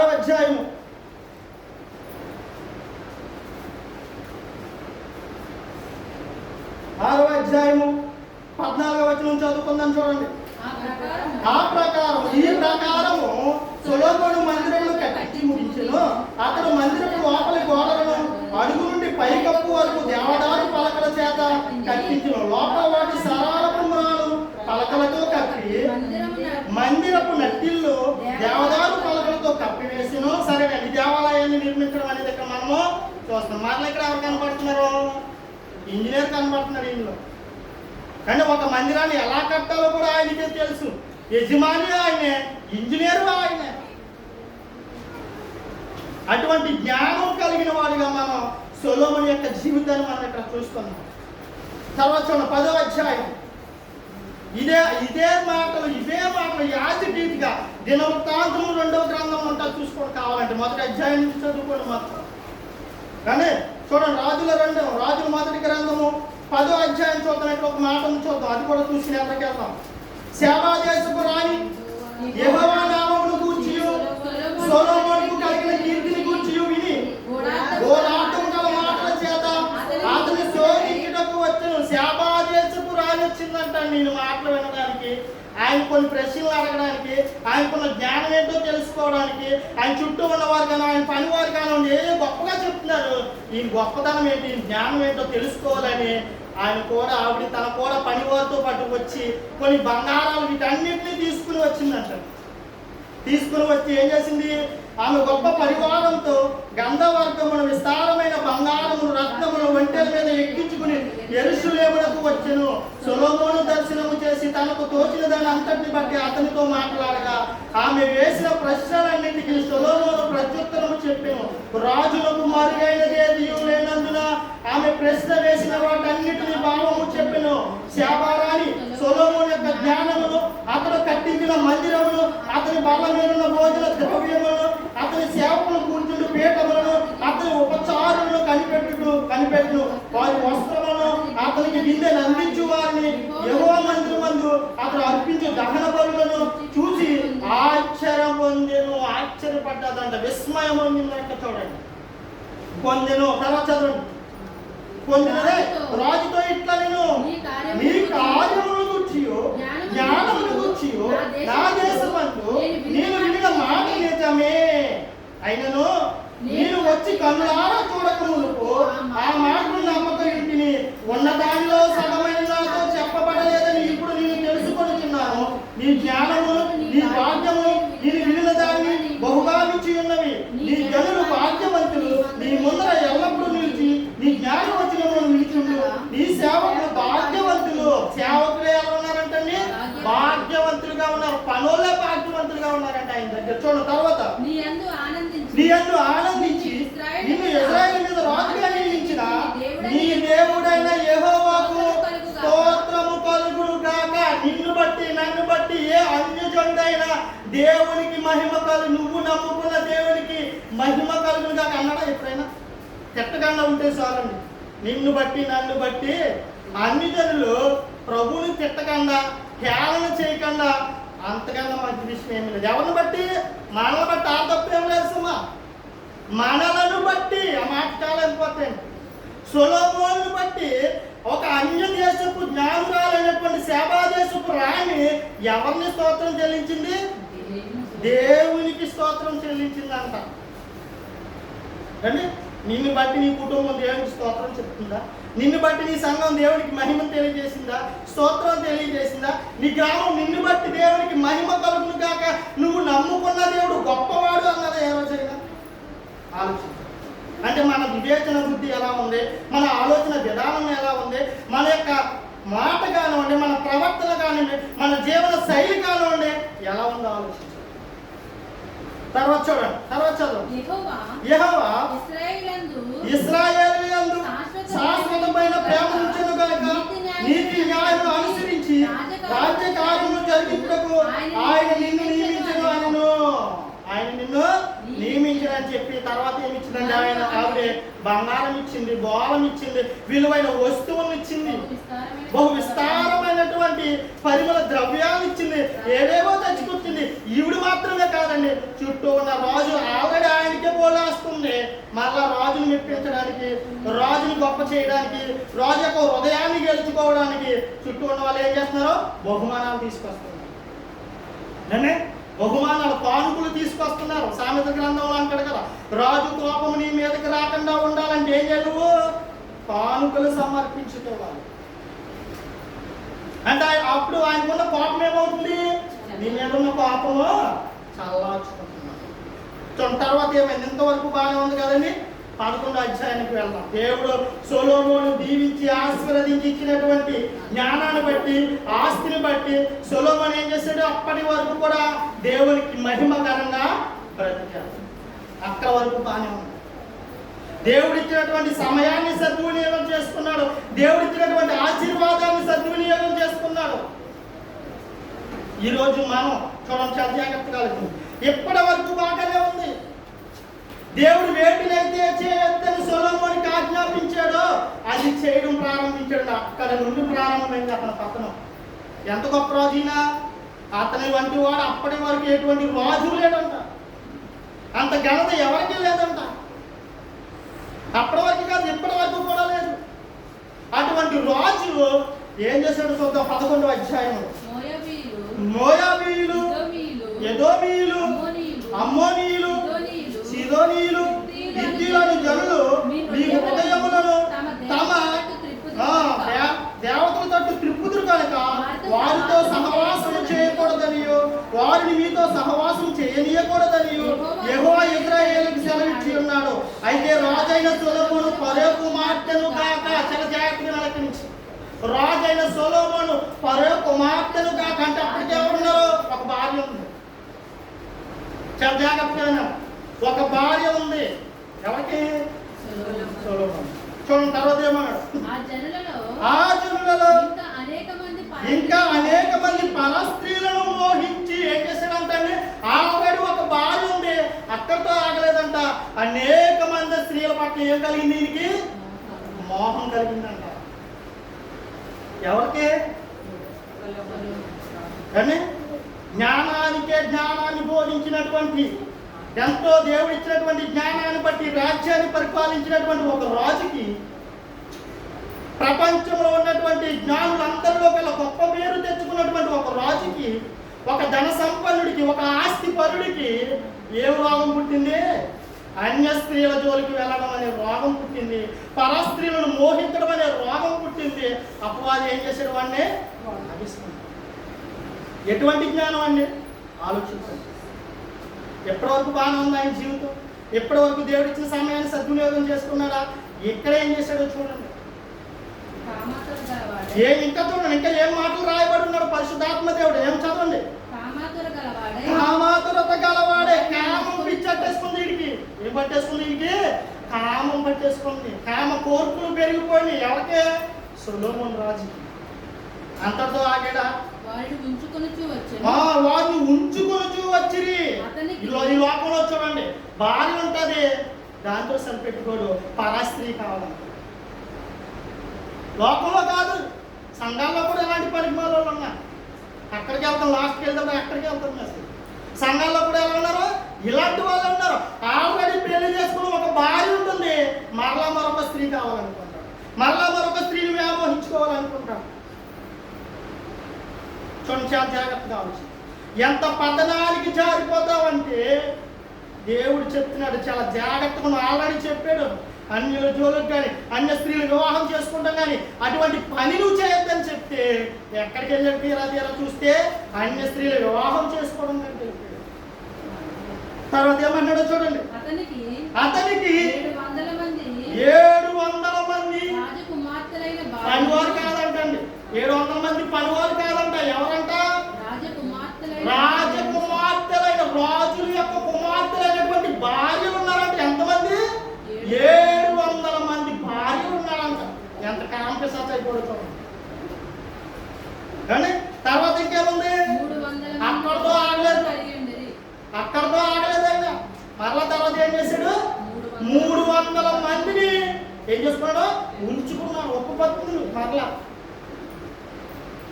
కానీ తప్పు చేసినప్పుడు దేవుడు రాయిస్తాడా లేదా? కానీ మీ బైబిల్ గ్రంథంలోనండి 700 మందిని పెళ్లి చేసుకొచ్చాను ఉంది, 300 మందిని ఉంచుకోమని దేవుడు చెప్పాడు. అలాగా చెప్పలేదు.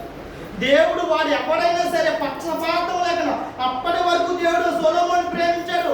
ఎప్పుడైతే పరస్త్రీని మోహించాడో దేవుడు అప్పుడు ఏం చేశాడు? సొలొమోన్ని. మనమైతే మా కొడుకండి, మా నాన్నని, మా చెల్లండి, మా ఎక్కండి అంటాం. కానీ దేవుడికి పక్షపాతం లేదు. ఎవడైనా తప్పు చేస్తే వాడిని ఏం చేశాడు? పనిష్మెంట్ ఖచ్చితంగా ఇచ్చాడు. తప్పు చేశాడు కాబట్టి తప్పు రాయించాడు. నీకు నాకు బుద్ధి కలగాలని ఇటువంటి ఆలోచన కలిగి నువ్వు ఉంటున్నావేమో. ఇదిగో గొప్ప జ్ఞానవంతుడైనటువంటి రాజు నశించిపోయాడు స్త్రీల వ్యామోహంలో పడి, పురుషుల యొక్క వ్యామోహంలో పడి. చూడండి ఎలా ఉన్నాడు. స్త్రీ యొక్క వ్యామోహం వల్ల ఏమైపోయాడు? అయిపోయాడు. తన జ్ఞానాన్ని కోల్పోతున్నాడు. ఉండకుండా ఇంకా ఏం చేస్తున్నాడు చూడండి. అతని భార్యలు అతని హృదయమును త్రిప్పివేసేది. దేని తట్టు త్రిప్పివేశారంట? ఒక్క భార్య ఉంటేనే దేవుని సేవ సరిగ్గా చేయలేదు. కానీ ఎన్నో ఆటంకాలు వస్తాయి, ఎన్నో ఇబ్బందులు వస్తాయి అక్కడ ఉన్నటువంటి ఇంట్లో ఉన్న పరిస్థితులు బట్టి. కానీ ఇక్కడ ఎంతమంది భార్యలు? 700 మంది భార్యలు, 300 మంది ఉపపత్నులు ఉంటే అసలు మాట ఎంటాడండి? ఒకవేళ వినలేదనుకోండి, వాళ్ళ మాట వినలేదనుకో, బతకెత్తారా కానీ ప్రతి కుటుంబంలో చూడండి, భర్త మాట మంచి విషయాలకైతే ఏమందో వదిలేస్తారు. అంటే తనకి నచ్చలేదనుకోండి, ఎక్కడ దాకా ఎందుకు లేదు. చిన్న ఎగ్జాంపుల్ చెప్తున్నా, చాలా జాగ్రత్తగా. వాళ్ళ అమ్మగారి ఇంటికి ఫంక్షన్ అనుకోండి, ఏదో పనులు బయటకు వెళ్తున్నారు అనుకోండి, ఊరుకుంటారా? నువ్వు వెళ్ళి వచ్చేయమ్మ అంటే ఊరుకుంటారా? ఖచ్చితంగా మా బంధువుల చుట్టాలకానికి, మా బంధువుల వివాహం నువ్వు ఎందుకు రావో, మీ బంధువుల వివాహానికి అయితే నేను రావాలి, అవునా కదా? ప్రతి కుటుంబంలో ఉంటుంది. చూడండి, ప్రతి రియాక్షన్ ఇలాగే ఉంటుంది. మీ చుట్టాలింటికి అయితే వెళ్తావా, మా చుట్టాలింటికి అయితే రావా, వెళ్ళేదాకా చదవకూడదు. కానీ దేవుని సన్నిధికి తీసుకురామే. దేవుని సన్నిధికి ఇలా చెప్పి, అంతకన్నా అమూల్యమైనదండి నేను తీసుకొస్తాం, మనం తీసుకురాం. చాలా జాగ్రత్తగా ఉన్నారు. చూడండి, తీసుకురాం. ఎక్కడికి మాత్రం తీసుకురాం. మన బంధువుల వివాహం కుటుంబ సమేత పరివారంతో మనం అందరం పిల్ల మేకతో సహా వెళ్ళిపోవాలి.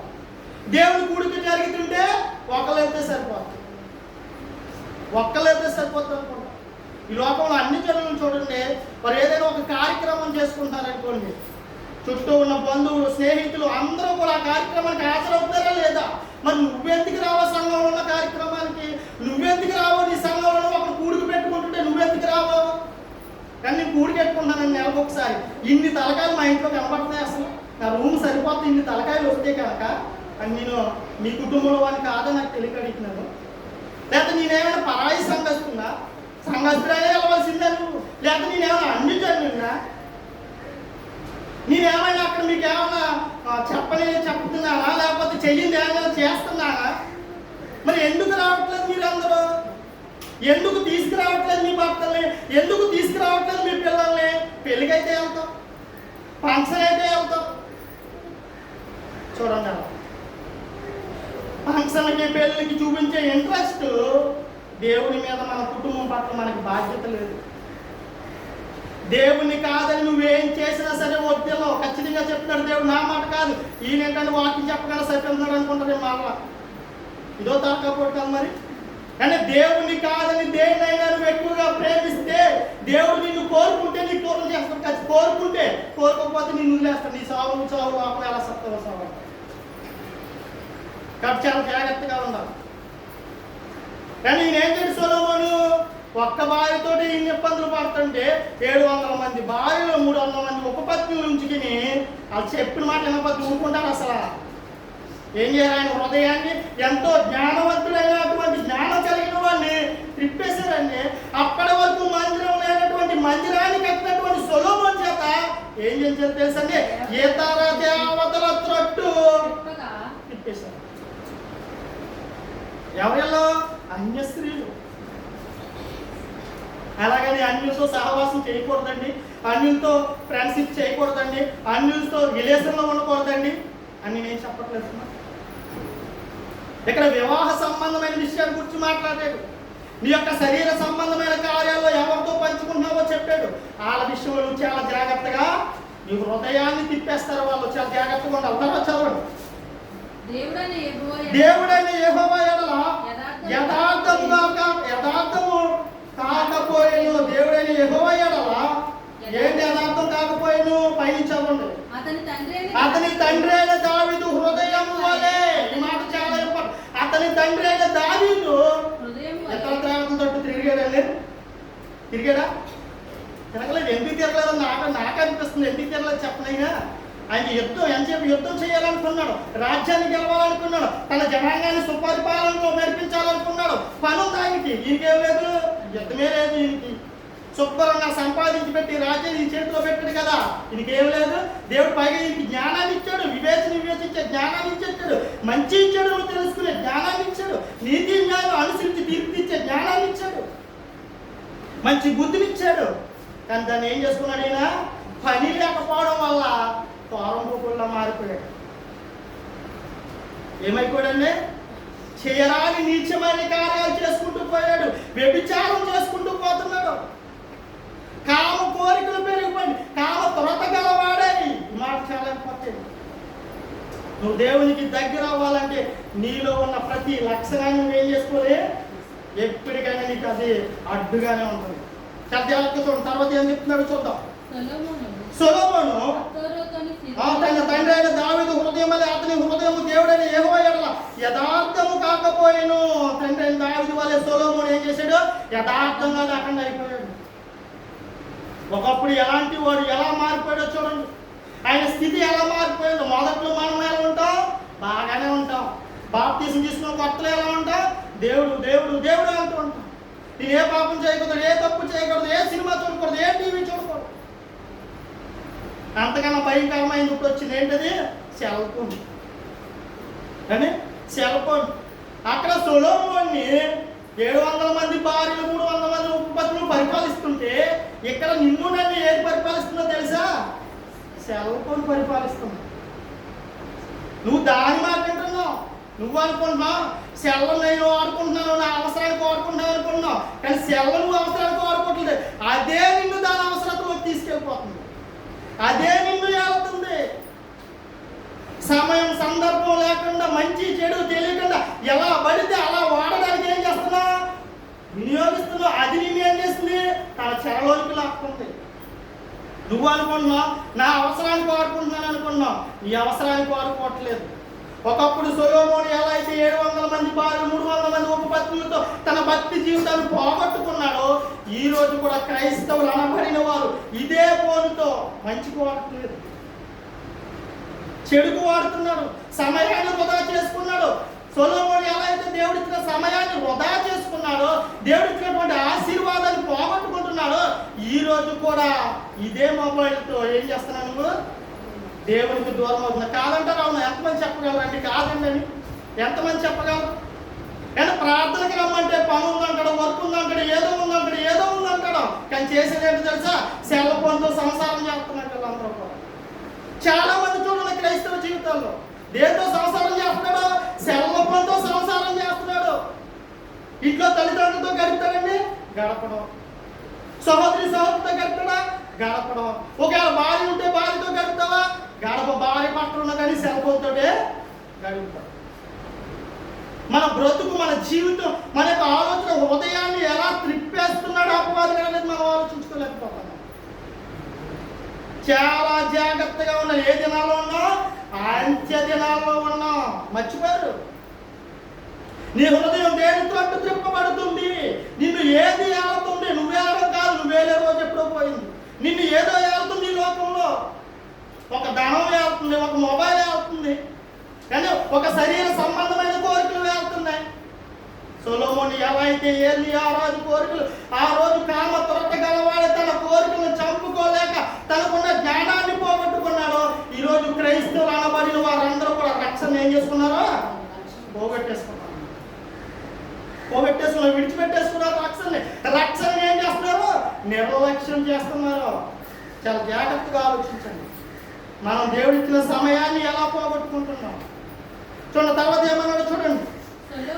సొలొమోను అష్తారోతు అనే సిదోనీల దేవతను, మిల్కోలను, అమ్మోనీయుల గేయమైన దేవతను అనుసరించి నడిచేను. వీటన్నిటిని అనుసరించి 6వ వచనం చివరిలో ఈ ప్రకారం సొలొమోను యెహోవా దృష్టికి చెడు నడత నడిచి తన తండ్రి అయిన దావీదు అనుసరించినట్లు యథార్థ హృదయంతో యెహోవాను అనుసరింపలేదు. యథార్థ హృదయంతో చివరికి వచ్చినప్పటికీ అనుసరించలేదు. రాజుల గ్రంథంలో కనుక చూస్తే ఈయన మారినట్టుగా కానీ, వృత్తాంతాల గ్రంథంలో చూస్తే ఈయన మనసు మార్చుకున్నట్లు కానీ మనకి ఎక్కడ కనపడదు. మనకి ఎక్కడా కనపడట్లేదు. మరి దేని బట్టి మనం మారేయడం లేదు చెప్పగలం, తర్వాత చెప్తాను. చూడండి, ఇక్కడ మనం ఒక సందర్భాన్ని తీసుకున్నాం కదా, దాన్ని అపార్థం చేసుకుంటారని వివరిస్తున్నాను నేను. కొరింథీయులకు రాసినటువంటి మొదటి పత్రిక 5వ అధ్యాయం 9వ వచనం చదువుకుని మళ్ళీ ఇక్కడ పోద్దాం. చూడండి, ఇందాక చెప్పాను కదండి, అన్యులతో సహవాసం చేయకూడదు అని. ఆ దేనికి చెప్పాడు చాలా జాగ్రత్తగా విన్నాం. కొరింథీయులకు రాసిన పత్రిక 5వ అధ్యాయం జారులతో సాంగత్యము చేయవద్దని నా పత్రికలో నేను రాసి ఉంటిని. ఆగండి, సరిపోతుంది. జారులతో సాంగత్యం చేయొద్దు. జారులు అంటే ఎవరు? పెళ్లి కాకుండానే సంసారం చేసేవాళ్ళు. అంటే పెళ్లి కాకుండానే సంసారం చేసేవాళ్ళు. దేవుడు లేడు అనుకునే ఏది పడితే అది అనుకునేవాళ్ళు. చాలా జాగ్రత్తగా వినండి. దేవుణ్ణి కాకుండా దేవునితో స్నేహం చేయకుండా ఏది పడితే అది చేసేవాడు. ఇక్కడ ఏమన్నాడు? వివాహం కాకముందే ఏం చేయకూడదంట? జాగ్రత్తం చేస్తున్నావేమో, జారులతో సాంగత్యము చేయవద్దని నేను మీతో చెప్పాను. ఎవరు జారులు అంటే శరీర కోరికలు తీసుకుంటాక వయసుతో పని లేదు. ఈరోజు పెళ్లి చేసుకోమంటే వయసు రాలేదండి, ఇంకా చిన్నపిల్లండి, ఇంకా చిన్నపిల్లడండి. ఏమన్నాడో? జాగ్రత్తం చాలా ప్రమాదకరమైనది. నీ శరీరాన్ని నువ్వు అపవిత్రపరుచుకున్నావు, చాలా జాగ్రత్తగా ఉండు. నువ్వు అంతగా మనసు నిలుపుకోలేకపోతే ఏం చేసుకోమన్నాడు? పెళ్లి చేసుకోమని చెప్తాడు. నువ్వు పెళ్ళి వద్దండి, ఇంకా చిన్నండి, ఇల్లు కట్టాలండి, ఇంకేం చేయాలండి, బండి కొనుక్కోవాలండి, లైఫ్లో సెటిల్ అవ్వాలండి, ఈ కారణాలు చెప్తారు చాలా మంది పెళ్లి చేసుకున్నారు. అయితే చూడండి ఇక్కడ ఏమన్నాడు? జారులతో సాంగత్యము చేయవద్దని నా పత్రికలో మీకు రాసి ఉంటుంది. అయితే ఈ లోకపు జారులతోనైనను, అని మాట చాలా ఇంపార్టెంట్. ఈ లోకపు జారులతోనైనను, లోకులతోనైనను. జారులు అంటే ఎవరు? ఈ లోకంలో పెళ్లి కాకుండా శరీర కార్యాలు చేసేవారు. తర్వాత లోకులతోనైనను అంటే పిసినారి వారు, దేవుని ధనాన్ని దేవునికి ఇవ్వకుండా, మంచి కార్యాలకు వాడకుండా, తను ఉన్న కనీసం తన కుటుంబాన్ని కూడా సరైన పోషకాహారం లేకుండా చేసేవాడు. తర్వాత చూడండి, దోచుకుని వారితోనైనను. దోచుకునేవాడు అంటే ఎవరు? దొంగతోనైనను, ఆరాధకుడితోనైనను ఏ మాత్రము సాంగత్యము చేయమన్నాడా చేయొద్దన్నాడా? చెప్పండి. చెయ్యవద్దని చెప్పలేదు. ఇదే పొరపాటు. ఈరోజు క్రైస్తవం అంటే ఎలా తాగొద్దో తెలిసిందే. అన్యులతో సహవాసం చేయకూడదండి, అన్యులతో ఫ్రెండ్షిప్ చేయకూడదండి, సహోదరులతో కలిసి మాట్లాడకూడదని దేవుడు చెప్పాడు. అలాగే ఎక్కడెక్కడ నీకు ఏమని చెప్తున్నాడు? చూసాడు అపవాది ఎంత మోసం చేస్తున్నాడు మనల్ని. నీకు సువార్త ప్రకటించకుండా ఏం చేస్తాడు? ముందే వాళ్ళ నుంచి దూరంగా వెళ్ళిపోమంటాడు. కానీ ఇక్కడ ఏమని రాశాడు దేవుడు? ఈ లోకపు జారులతోనైనను, లోకులతోనైనను, దోచుకుని వారితోనైనను, విగ్రహ ఆరాధకులతోనైనను ఏ మాత్రము సాంగత్యము చేయవద్దని నేను చెప్పలేదు. చెయ్యొద్దని కాదు, వాళ్ళతో కాదు, నేను చెయ్యొద్దని చెప్తుంటా. ఎవరితో చేయొద్దని చెప్తున్నాడు? చాలా జాగ్రత్తగా ఉంది. ఒకవేళ అలాగైతే కనుక వాళ్ళతో స్నేహం చేయకపోతే కనుక ఏమైపోతావు నువ్వు? ఎవరిని రక్షిస్తావు నువ్వు? ఎవరికి సువార్తను ప్రకటిస్తావు నువ్వు? చెయ్యాలా వద్దా? కానీ ఏం చేయొద్దన్నాడు? వివాహం చేసుకోవద్దన్నాడు. ఎందుకు? నీ హృదయాన్ని తిప్పేస్తారు కదా. అంతేగాని సహవాసం ఫ్రెండ్షిప్ చేయొద్దని ఎక్కడ కూడా దేవుడు చెప్పలేదు. తర్వాత చూడండి ఏమన్నాడు? ఏ మాత్రము సాంగత్యం చేయవద్దని కాదు, ఏ మాత్రము సాంగత్యం ఫ్రెండ్షిప్ చేయవద్దని కాదు అన్నాడు. కానీ చాలా మంది ఏమనుకున్నారు? చేయొద్దని దేవుడు చెప్పాడు అంటున్నారు. కానీ దేవుడికి ఏమన్నాడు? చేయొద్దని కాదు నేను చెప్తా, వాళ్ళతో కాదు నేను చేయొద్దని చెప్తా, వాళ్ళతో స్నేహం చేయండి, వాళ్ళతో ఫ్రెండ్షిప్ చేయండి. మరి ఎవరితో చేయొద్దు అన్నాడు? చాలా జాగ్రత్తగా చూడండి. అలాగైతే మీరు లోకంలో నుండి వెళ్ళిపోవలసి వచ్చును కదా. మీరు ఈ లోకంలో ఉండకూడదు. మీకు ఇంకా ఎందుకు ఉండకూడదు? మన చుట్టూ ఉన్న వారందరూ కూడా ఎవరు వీళ్ళే, ఈ క్యారెక్టర్ కలిగిన వారే. జాగ్రత్తం ఉన్నవాడు, వ్యభిచారం ఉన్నవాడు, దొంగతనం చేసేవాడు, మన చుట్టూ ఉన్నవారు, మనతో మనం కూడా ఒకప్పుడు ఎలా ఉన్నాం? ఇలాగే ఉన్నాం.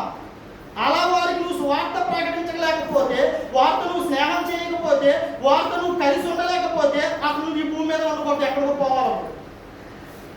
అంటే ఎక్కడ ఉండకూడదు? నువ్వు ఎక్కడ ఉండాలి?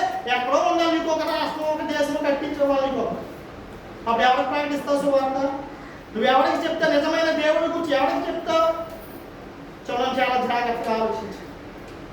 అంటే వాళ్ళతో కాదు నేను స్నేహం చేయొద్దని చెప్పింది, వాళ్ళతో స్నేహం చేయండి.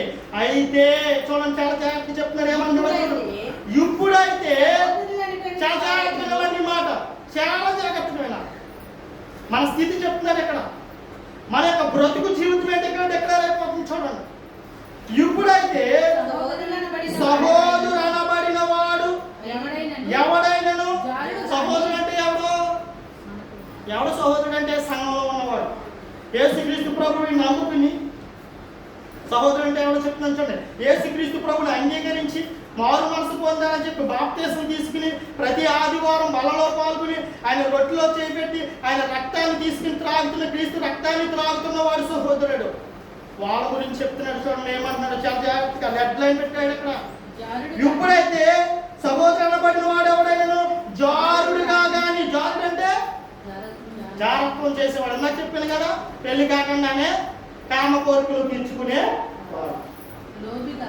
లోబిగా గాని, అంటే పిసినారు. దేవుని ధనాన్ని దేవునికి ఇవ్వకుండా వాడు హృదయంలో ధనాన్ని ప్రేమించేవాడు.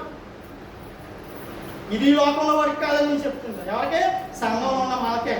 చూడండి, విగ్రహారాధకుడు గాని క్రైస్తవ సమాజంలో ఉండి, క్రైస్తవ కుటుంబాల్లో ఉండి, క్రీస్తును ఆరాధిస్తూ, ఆయన రక్తాన్ని త్రాగుతూ, ఆయన శరీరాన్ని తింటూ ఏం చేయకూడదు? జారత్వం చేయకూడదు. పిసినారి వాడిగా ఉండకూడదు. దేవుని పనిలో లోబిగా ఉండకూడదు. తర్వాత ఏమన్నాడు? విగ్రహారాధికుడిగా గాని మరలా విగ్రహాల తట్టు నువ్వు తిరగకూడదు. విగ్రహాలు అంటే అదే అనుకోకండి. మరలా ఈరోజు ఎంతమంది క్రైస్తవులు విగ్రహారాధన చేస్తున్నారు? ఎంతమంది చేస్తున్నారు? ఈరోజు మేరీ మాత ఉందండి, ఆవిడ విగ్రహమా కాదా? ఆవిడ ఏమన్నా దేవత? ఆవిడ ఎంతమంది ఈరోజు క్రైస్తవులు అనబడిన వారు జ్ఞానం ఏమైపోతుంది? నశించిపోతుంది. నువ్వు ఎలాగా అక్కడికి వెళ్ళావు? నువ్వు ఎలాగా అక్కడికి వెళ్ళావు? కానీ ఎక్కడికి వెళ్తున్నావు? దేవుని పేరు చెప్పి, యేసు ప్రభు పేరు చెప్పి, ఎక్కడెక్కడికో పర్వతాల మీదకి వెళ్ళి అక్కడ మైరీ మాత కూడా ఉందండి, అక్కడ నేను మొక్కు చెల్లించుకుంటాను. అది ఇక్కడ దాని గురించి చెప్పాడు. ఇక్కడ నీ హృదయంలో ఎవరికి చోటిచ్చావు? ఒక సినిమా హీరోకి చోటిచ్చావా? అది కూడా విగ్రహారాధన. నీ హృదయంలో ఒక రాజకీయ నాయకుడికి చోటిచ్చావా? అది కూడా విగ్రహారాధన. నీ హృదయంలో ధనాపేక్ష ఉందా? అది కూడా విగ్రహారాధన. నా మాట కచ్చమ్మా, దేవుని మాటలు ఇవన్నీ కూడా.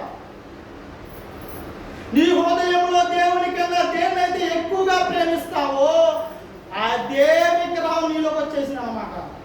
ఆడి గురించి చెప్తున్నాడు. ఈ లోకంలో అన్ని జనుల గురించి కాదు చెప్తుంటా.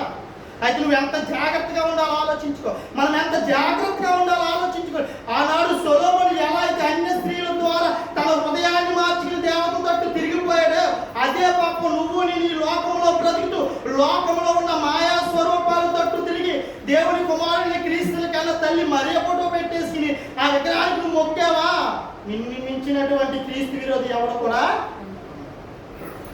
నీ హృదయంలో దేవునికి కాకుండా ఏ సినిమా హీరోకైనా నువ్వు చోటిచ్చావా? ఆడే దేవుడు అన్నావా?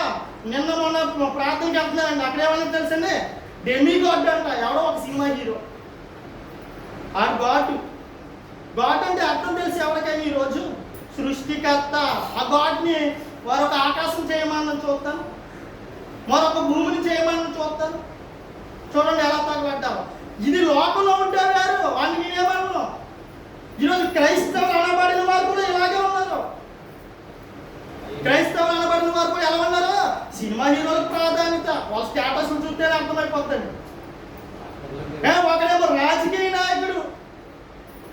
వాళ్ళు నీ హృదయం ఎవరికైతే చోటిచ్చావో, క్రీస్తు యొక్క రక్తము, క్రీస్తు యొక్క శరీరానికి సాదృశ్యమైన బలలో పాల్గొంటున్నావు. మరలాను వాటి తొట్టు త్రిప్పబడడానికి వీలు చాలా డేంజర్ అండి ఇది. ఒకవేళ త్రిప్పబడితే చూడండి, సంఘం అంతా కాదైపోద్ది. మాట చెప్పిన తర్వాత సంఘంలో ఎప్పుడు ఉండడు. ఇంకా త్రిప్పబడితే ఏమన్నాడో చూడండి, తిట్టిపోతుగా అంటే బూతులు తిట్టేవాళ్ళు. సంఘాల్లో లేరా బూతులు తిట్టేవాళ్ళు? ఉన్నారు. మన బ్రతుకు చూసారా? చెట్టా చూసారా? మన బ్రతుకు చెట్టా దేవుడు జిరాక్స్ తీసి ఎవరు పెడుతున్నాడు. ఇదిగో నీ బతుకు ఎలా ఉంది, నువ్వు మారకపోతే పోతావు అంటాడు. అన్ని జనులు కాదండి తీర్పు తీర్చుకుంటా. దేవుడు ఎవరికి తీర్పు తీరుస్తున్నాడు? మనకే తీర్పు తీరుస్తున్నాడు. అదే చెప్తేమన్నాడు, తిట్టిపోతుగా కానీ నువ్వు బూతులు చెప్తున్నావేమో, చాలా జాగ్రత్తగా ఉండు, నోరు అదుపులో పెట్టుకో. ఎవరినే? సంఘంలోకి వచ్చిన. తర్వాత ఏమన్నాడు? త్రాగుబోతుగా కానీ. నేను చెప్పట్లేదు, మా మరలా అపార్థం చేసుకోవద్దు. త్రాగుబోతుగా కానీ ఎవరు చెప్పారు? మన కన్న తండ్రి అయిన దేవుడు చెప్తున్న మాటలు. మీరు పరిశుద్ధ జనాంగంగా పిలుచుకున్నారో, నా కుమారుడైనటువంటి పరిశుద్ధుడైనటువంటి క్రీస్తు రక్తాన్ని త్రాగుతున్నారు. ఆయన శరీరం మీ కొరకు నలగగొట్టబడింది, ఆయన శరీరాన్ని తింటున్నారు. మీరు ఎలా ఉంటే నేను ఏమాత్రం నా హృదయం ఎంత బాధపడతానని ఆలోచించండి ఒకసారి.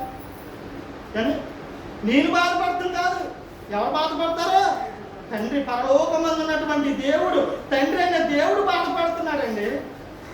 చూడండి తర్వాత ఏమన్నాడు? దొంగతనం చేసేవాడుగా కానీ, అయినున్న ఎడల దొంగతనం. ఎన్ని క్వాలిటీ చెప్పాడు సార్? మరలా చెప్తున్నాను, సమయం అయిపోయింది. సీన్ గారు పర్మిషన్ ఇస్తేనే అక్కడికి నడుపుతుంది సార్. చెప్పమంటారండి? ఆపండి. 10 నిమిషాలు, ఒక 5-10 నిమిషాలు మీరు అందరూ చెప్పమంటే చెప్తాను. చాలా చూడండి, మరి చాలా రోజులు అయింది కదా, అదంతా చెప్పారు కదా. చూడండి ఏమంటున్నాడు, ఫస్ట్ నుంచి చదవండి.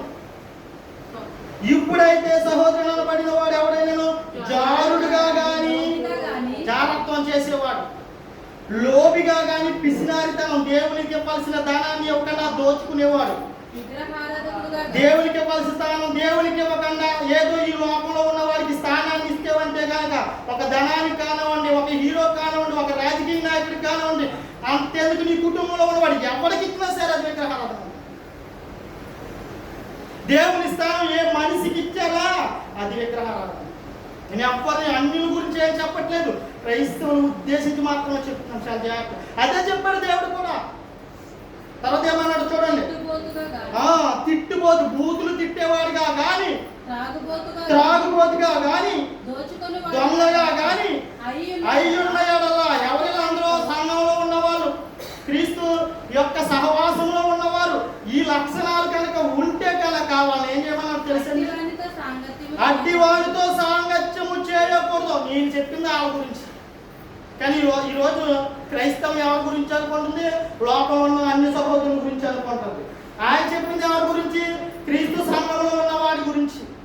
క్రిస్మస్ భక్తులు వస్తారండి, క్రిస్మస్ ఆరాధనకు మాత్రమే వస్తారు. వాడికి ఏం కావాలి, డీజే సాంగ్స్ కావాలి, రికార్డింగ్ డ్యాన్స్ కావాలి. ఎవరికి, క్రైస్తవుడికి. మరి క్రిస్మస్ వేసి అన్నీ ఏంటి, రికార్డింగ్ డ్యాన్స్లే కదా, అవి కావాలి. వాటిని వినడానికి అయితే ఎంత సౌండ్ అయినా డీజే సౌండ్ పెట్టే వింటారు. కానీ దేవుని గురించి మంచి మాటలు చెప్తాం, నీ హృదయాన్ని మార్చే మంచి మాటలు చెప్తాం, ఎనరా బాబు అంటే వద్దండి నాకు పని ఉందండి అంట. ఏయో కారణాలు చెప్తాం. నాకైతే చెప్పు పర్లేదు, దేవుడికి చెప్తే నమ్మేవాడు కాదు ఆయన. అంటే దేవుడికి చెప్తే దేవుడు నమ్మేవాడు కాదు. నీ బ్రతికంతా తెలుసు, నీ హృదయ రహస్యాలన్నీ ఆయనకి తెలుసు. లేదా ఒంట్లో బాగోలేదని కానీ ఏయో కారణాలు చెప్తాం. ఎందుకంటే ఇక్కడ అన్నీ కూడా నేను చేసుకున్నా అన్నీ చేయొద్దు అంటున్నారండి. అలా అయితే ఎలా బ్రతకండి, నేను ఎలా ఆనందంగా ఉంటాను కాబట్టి నేను ఎక్కడికే రాను. ఇవన్నీ చెప్తుంటే ఎన్నవాడు అనుకుంటాడు, ఇది మా గురించే చెప్తున్నాడు, వద్దురా బాబు అంటున్నాడు అప్పుడు. చూడండి ఎలా ఉంది. కానీ ఈరోజు క్రైస్తవం ఎలా తగలడ్డది, క్రిస్మస్కి డీజే సాంగ్స్ పెట్టుకుంటాడు, క్రిస్మస్లో ఫుల్ సౌండ్ ఎట్టేసి తింటాడు, ఆదివారం ఆరాధన కొట్టి దేవుడి గురించి 4 మాటలు వినరా, నీ బ్రతుకులు మార్చుకోరా, పరిశుద్ధంగా ఉండాలని దేవుడు కోరుకుంటున్నారంటే పాస్టర్ గారు మా గురించే చెప్తున్నారని. కాబట్టి నేను ఇలాగే ఉందండి భక్తి జీవితం అంతా ఈరోజు క్రైస్తవంలోని. అంటే కొన్ని వందల చర్చిలు తిరిగితే ఎవరు కూడా స్పందించలేదు. వాళ్ళందరికీ ఏం కావాలి తెలుసండి, నామకార్థ భక్తి. ఆత్మీయంగా ఎదగడానికి రెండమ్మ అని 4 ఏళ్ళు పట్టికి 1-2 సార్లు 4-5 సార్లు వెళ్ళినా సరే మాకు పనులు ఉన్నాయి, మాకు డ్యాన్స్ ప్రోగ్రాములు ఉన్నాయి, మాకు కథల ప్రోగ్రామ్స్ ఉన్నాయి, ఏయో కారణాలు చెప్తున్నాయి. ఈరోజు ఎక్కడ ఉంది క్రైస్తవం ఏమన్నా, దేవుడు దేన్నైతే చేయొద్దు అన్నాడో అక్కడే ఆగిపోయింది. తర్వాత ఏమన్నాడో చూడండి, అట్టి వాళ్ళతో సాంగత్యం చేయొద్దు. సంఘంలో ఉండి ఎలాంటి వాడు ఎవరైనా ఉంటే కనుక వాటితో రిలేషన్ వద్దు, వదిలేయని అంటున్నాడు అంతే. అలా అయితే సంఘాలన్నీ ఏమైపోవాలి, ఇప్పుడు ఖాళీ అయిపోవాలి. ఈ లక్షణాలు లేని వాడు ఎవరైనా ఉన్నాడు సంఘంలో. కాబట్టి నువ్వు సంఘానికి వస్తున్నావంటే నీలో ఉన్నట్టు ఈ క్వాలిటీస్లో ఏ ఒక్క క్వాలిటీ ఉన్నా నువ్వేం చేసుకోవాలి, దాన్ని చంపికిరా, చంపుకోవడానికి ప్రయత్నించే. నీ వల్ల కాదు, దేవుడిని అడుగు. దేవుని ఏదేదో అడుగుతున్నా నీ లోకంలో ఉన్నది, దేవుణ్ణి అడుగు. ప్రభువా, ఇదిగో శరీర సంబంధమైన కోరికలు నేను చంపుకోలేకపోతున్నాను, అటు ఆత్మ సహాయం దయచే, అటు వాక్య జ్ఞానాన్ని నాకు దయచే, అటు బుద్ధిని, అటు వివేచన నాకు దయచే. నేను నా నోటి మాటను కంట్రోల్ చేసుకోలేకపోతున్నాను, ఏది బట్టి అది మాట్లాడుతాను, బూతులు మాట్లాడుతున్నాను. ఇదిగో నా నోటికి కళ్ళు పెట్టు. అడిగేవా రోజైనా? ఇదిగో నా మనసు ఎంతసేపు కొన్నదానికన్నా ఇంకా ఎక్కువ లాక్కోవాలని దొంగతనం చేస్తున్నాను, దాని వైపు నా హృదయం వెళ్ళకుండా నా హృదయాన్ని కంట్రోల్ చేయి. అడిగే వైపు మన హృదయ ఆలోచనలు ఎలా ఉంటున్నాయి, దేవుని యొక్క హృదయ ఆలోచనలు ఎలా ఉంటున్నాయి ఆలోచించి. ఇంకా ఏమన్నాడు చూడండి, భుజింపను ఆడితో భోజనం కూడా చేయొద్దని చెప్పేస్తున్నాడు. ఇంకా ఎవరితో? సంఘంలో ఉండి సహవాసానికి వచ్చి క్రీస్తుని అంగీకరించి ఎవడైతే ఎలా ఉంటాడో వాటితో సహవాసం కూడా చేయొద్దని చెప్తున్నాడు. చూడండి ఈరోజు అలా అయితే చర్చలన్నీ కాదు అంటే అన్ని చర్చల్లో ఎవడో కూడా ఉండడు అలాంటి వాడు. ఇటువంటి క్వాలిటీస్ లేనటువంటి వాడు ఎవడో ఉండడు. మరి ఏం చేయాలైతే మార్చుకోవాలి బ్రతుకుని. దేవుడు ఎంతో ధన్యతనిచ్చాడు. ఆనాడు సొలొమోనుకి ఎటువంటి ధన్యతనిచ్చి ఆశీర్వదించి జ్ఞానాన్ని ఇచ్చాడో నీకు కూడా నువ్వు ఈ లోకంలో నశించిపోతున్న వారి జనాంగంలో నేను ఉంటే మనం పిలుచుకుని వెలుగు సంబంధులుగా చేసుకుని ఆయన రక్షణ భాగ్యాన్ని మనకి ప్రసాదించి ఆయన స్వార్థ ఆశీర్వాదం మనందరి మీద విరజల్లి వాక్య పరిచర్య చేయించి బ్రతుకును మార్చుకోమని చెబుతుంటే, దేవుడికి యథార్థంగా దేవుని ఆరాధించమని చెప్తుంటే మనం ఎలా ఉన్నాం తెలుసండి? ఆ సొలొమోను ఎలా అయితే మనసును తిప్పుకుని తన జీవితాన్ని పాడు చేసుకున్నాడో అలాగే వెళ్ళిపోతాం. అటువంటి స్థితిలోనికే వెళ్ళిపోతున్నాం. చూసారా? అటువంటి వాటి ఏం చేస్తున్నాడు? సాంగత్యము చేయవద్దు, వారితో భుజింపవద్దని మీకు రాయిచున్నాను.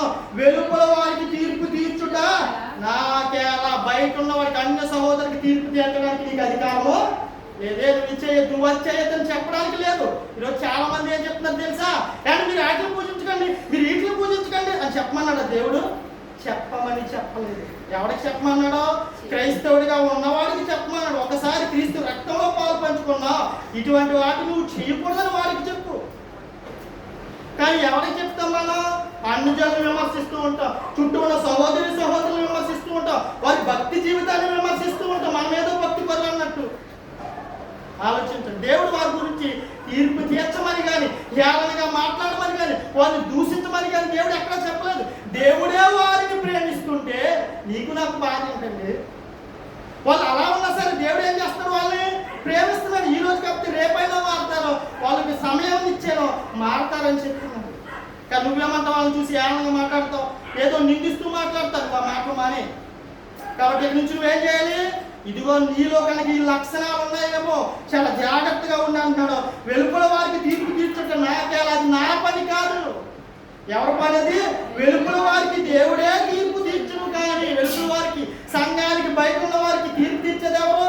దేవుడు. నువ్వు నేను కాదు, మన పని కాదు. తర్వాత ఏమన్నాడు చూడండి, మీరు లోపటి వారికి తీర్పు తీర్చువారు కనుక ఆ దుర్మార్గుని మీలో నుండి వెలివేయుడి. ఆ దుర్మార్గుని మీలో నుండి మీలో ఎవడైతే ఉన్నాడో, మనలో ఎవడైతే ఉన్నాడో ఆ దుర్మార్గుని మీలో నుండి తరిమి పట్టండి. వాళ్ళ గురించి చెప్తున్నాడు, మన గురించి చెప్తున్నాడు. వాళ్ళ తీర్పు తీర్చడానికి మనకి ఎటువంటి అవకాశమో లేదు. అలా అయితే సొలొమోను ఎలా అయితే దేవుడిచ్చిన సమయాన్ని సద్వినియోగం చేసుకోలేకపోయాడో, ఈరోజు క్రైస్తవం కూడా సమయాన్ని సద్వినియోగం చేసుకోకుండా సెల్ ఫోన్తో కాపురం చేసేవాడు ఒకడు, అంటే ధనాలతో కాపురం చేసేవాడు ఒకడు. చూడండి ఎలా ఉంది మన భక్తి జీవితం. మనకు హృదయ ఆలోచనలతో కాపురం చేసేవాడు ఒకడు. ఎలా బడితే అలా బ్రతుకుతున్నాం మనం. కాబట్టి అలా బ్రతకకుండా నీ సమయాన్ని సద్వినియోగం నువ్వేం చేయాలి? చేసుకోవాలి ఖచ్చితంగా. ప్రతి కూడుకి నువ్వేం చేయాలి? వెళ్ళాలి ఖచ్చితంగా. దేవుణ్ణి ఎక్కడ ఆరాధిస్తున్నారు అక్కడికి పరిగెత్తి వెళ్ళిపోవాలి.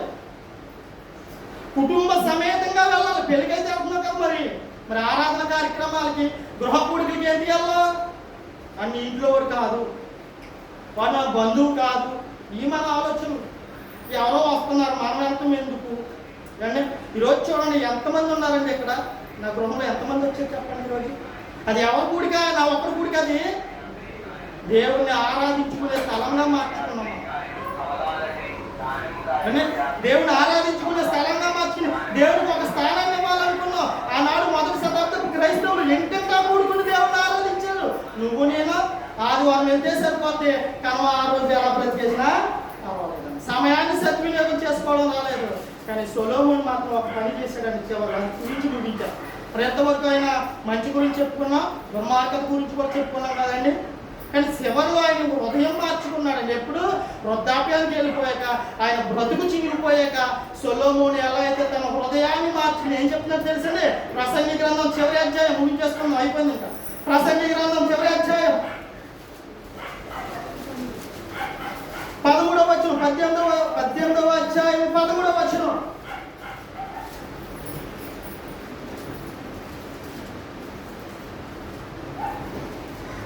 పదమూడవ వచనం అండి, 12వ అధ్యాయం 13వ వచనం.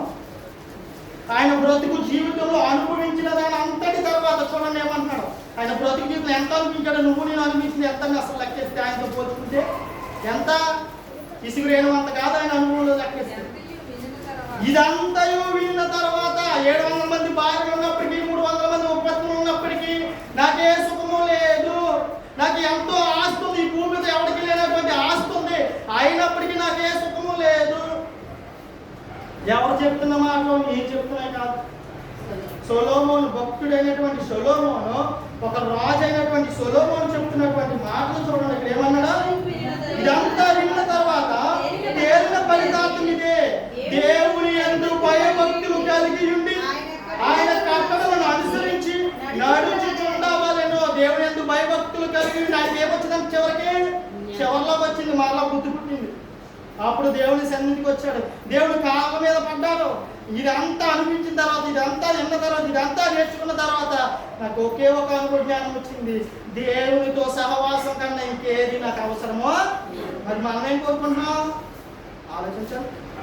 ఎంతో అనుభవించినటువంటి జ్ఞానవంతుడు, ఆస్తిపరుడు, ఎంతో జ్ఞానం ఉన్నవాడు అయినప్పటికీ కూడా ఒకనొక సమయాన్ని వృధా చేసుకుని దేవునికి దూరం అయిపోయాడు. చివరి దినాల్లో దేవుని దగ్గరికి వచ్చి ఏమన్నాడండి చూడండి, దేవుని యందు భయభక్తులు కలిగి ఉండి ఆయన కట్టడలను అనుసరించి నడుచుచుండవలెను. మానవ కోటికి ఇదే విధి, ఇదే మంచిది. మానవ కోటికి కూడా మనుషులందరూ, భూమి మీద మనుషులందరికీ చెప్తాను, దేవుని యందు భయభక్తులు కలిగి ఉండడం తప్ప ఈ లోకంలో నీకు ఏదున్నా ఎంతున్నా అంతా శూన్యం చెప్తున్నా. ఎంతున్నా సరే అంతా జీరో. ఏది నిన్ను కాపాడదో, ఏది నిన్ను రక్షించడం ఇచ్చిన అర్థం ఉంది. దేవుని యందు భయభక్తులు ఉంటేనే, దేవునికి చోటిస్తేనే అప్పుడు నువ్వు రక్షించుకోగలవు. నీ ప్రభావం ద్వారా, నీ యొక్క కుటుంబ ప్రార్థన ద్వారా, నీ సహవాసం ద్వారా నీ కుటుంబాన్ని కాపాడుకోగలవు, నీ సంఘాన్ని కాపాడుకోగలవు, నీ ప్రవర్తన ద్వారా నీ గ్రామాన్ని మార్చుకోగలవు, నీకున్న వారందరినీ నువ్వు మార్చుకోగలవు. అటువంటి స్థితిలోనికి వెళ్ళాలని ప్రభు ఏం చేశాడు? మనకి రక్షణ భాగ్యం మనందరికీ ఇవ్వడం జరిగింది. అయితే ఈ సమయాన్ని, ఈ రక్షణ మనం నిర్లక్ష్యం చేసి మన ఇష్టానుసారంగా బ్రతుకుతున్నామేమో. సమస్తాన్ని అనిపించినటువంటి జ్ఞానే చెబుతున్నాడు. పైగా మనందరికీ ఎందుకు రాయించాడంటే దేవుడు ఇవన్నీ దృష్టాంతములుగా మనకి బుద్ధి కలిగించడానికి. ఇదిగో ఇటువంటి వారు కూడా చివరికి చెప్పేది ఏంటో తెలుసా? ఇదిగో ఇదే చెప్తున్నాడు. ఆయన మాటల్లోనే వినండి, దేవుడు ఏం చేశాడు? మనకి రాయించి ఇచ్చాడు.